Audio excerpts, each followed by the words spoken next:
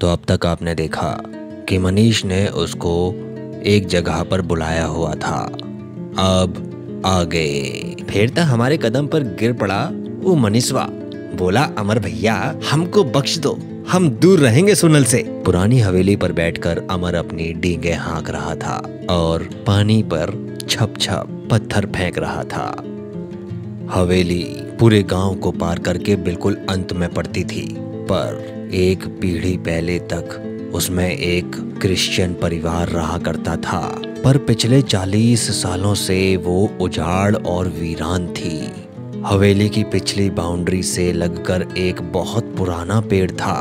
क्यों ऐसा हमेशा जलने की सी बदबू या गंध आती रहती थी, जैसे अभी अभी वहाँ कोई आग बुझाकर हटा हो। उनके सामने कुछ दूरी पर वहीं वीरान उपेक्षित सा तालाब नजर आ रहा था। अरे वो तो हुआ, पर हम यहाँ क्या कर रहे हैं बे? कौनो और जगह नहीं मिली का तुमको? चुड़ैल आ गई बा तो हैं? अरे नहीं आएगी यार, दिन का टाइम है। हम तो रतिया को आए हैं यहाँ एक बार सोनल के साथ। हमको चुड़ैल का डर नहीं है, क्या समझे? अच्छा चलो फिर अंदर चलते हैं। तभी मनीष उसे आता हुआ दिखाई दिया। तो आ गए तुम? हाँ आ गए, सामने खड़े हैं, इसका मतलब तो यही है ना। कौनो अपना घर का खटिया पर थोड़े ना पड़े हुए हैं। मनीष उसे देखते हुए बोला, साला लुच्चा, निकम्मा और निठल्ला, किसी काम का नहीं। अमर के साथ उसके दोनों दोस्त भी सदमे से उसे देखने लगे। ईका तुम हमका गाली दिए का? अरे नहीं, ये मैं नहीं बोल रहा हूँ, यह सब तो गांव वाले बोलते हैं तुम्हारे बारे में। मनीष मस्ती भरे अंदाज में बोला, तुम क्या हो ये हमसे पूछो तुम। हाँ तो बता दो हम कहाँ हैं तुम्हारे लिए, हैं बता दो। पास ही मैदान में क्रिकेट खेलते हुए बच्चे जोर शोर से चिल्ला रहे थे, छक्का छक्का, ये छक्का मार दिया ओए। उनकी गेंद उड़ती हुई सीधे एक टूटी खिड़की से अंदर चली गई। वो बच्चे हवेली के पास आकर हल्ला करने लगे, भैया भैया गेंद अंदर चली गई है, अब कैसे खेलेंगे? गेंद चाहिए हमको भैया, प्लीज लाए दो हम कार्य खातिर। कहीं भैया कैसे करेंगे बताओ ना। ए चलो सब भागो यहाँ हवेली से, ईमा चुड़ैल रहती है, क्या समझे? चलो जाओ यहाँ से। मनीष ने एक बच्चे को बुलाया और उसके हाथ में कुछ पैसे थमा दिए। जाओ दूसरी गेंद खरीद लो और अब यहाँ से दूर रहो। सब मना करते हैं ना हवेली के पास जाने से, बात मानते हैं, समझे? बच्चे खुशी से उछलते कूदते वहाँ से चल दिए। इधर इन चारों ने फिर हवेली की तरफ पीठ कर ली और बातों में लग गए। और उधर उस वीरान पड़ी हवेली की उसी खुली खिड़की से होती हुई वो गेंद अपने आप बाहर आ गई, जैसे किसी ने उसे अंदर से बाहर फेंक दिया हो। एक बच्चे की नजर उस पर पड़ी। अरे बॉल मिल गई, ओहो देखो मेरे को बॉल मिल गई भाई। इधर अब बेहद अस्वाभाविक घटना से अनजान मनीष और वो तीनों दोस्त बातों में लगे हुए थे।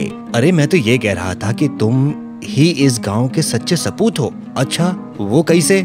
अरे तुम जो टर्निंग पॉइंट पर बैठकर इसी गांव की बेहतरी के लिए इतनी सारी प्लानिंग करते हो, भला कोई और नौजवान है जो खैरियतपुर के लिए इतना सोचता है? अमर रूधे गले से बोला। उसका गला भर आया, आवाज भर्राने लगी।